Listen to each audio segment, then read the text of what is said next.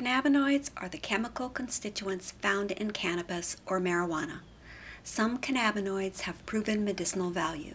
In fact, there are currently FDA-approved medications available that contain some of these compounds found in marijuana.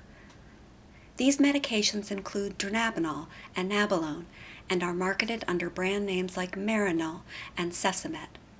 This is the real medical marijuana. Crude marijuana, either smoked or ingested, is not approved by the FDA as a medicine.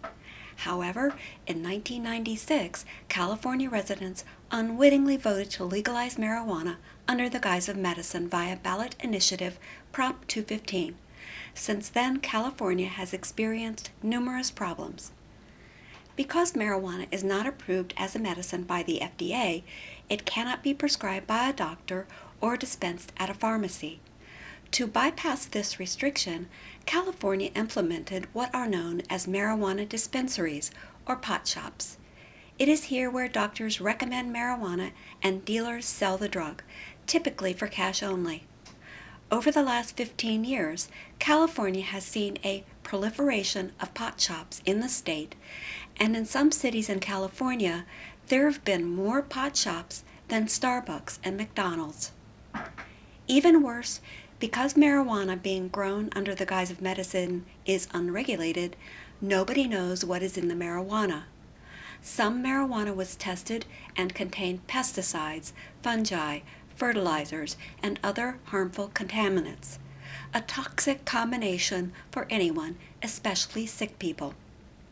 California and other states that enacted so-called medical marijuana programs did so thinking it was the compassionate thing to do for terminally ill patients and those who suffered with serious medical conditions. The reality of who enrolls in these programs is quite different.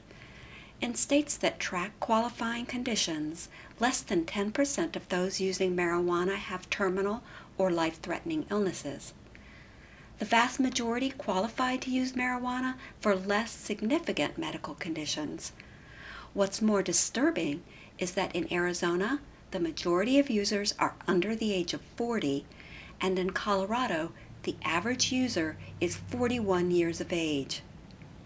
The first 5 years after establishing a medical marijuana program, California saw an increase of almost 100% in fatal crashes where the at-fault driver tested positive for marijuana. Growing marijuana has also proved to be a significant problem. Many marijuana grow operations crop up in residential neighborhoods, next to schools, and even in public parks, and have proven to be extremely hazardous, not only to public safety, but to the environment as well. All of these problems have slowly manifested into one big problem that is now a public health and public safety concern.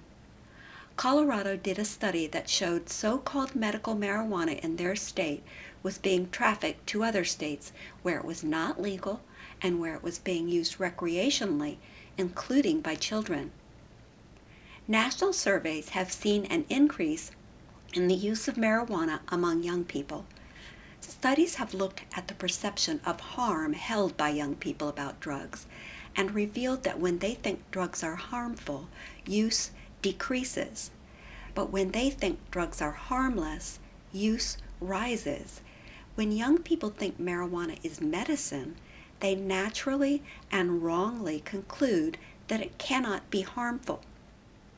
As of June 2013, 19 states plus the District of Columbia have legalized non-FDA approved marijuana as a medicine, and all of the aforementioned problems continue to happen.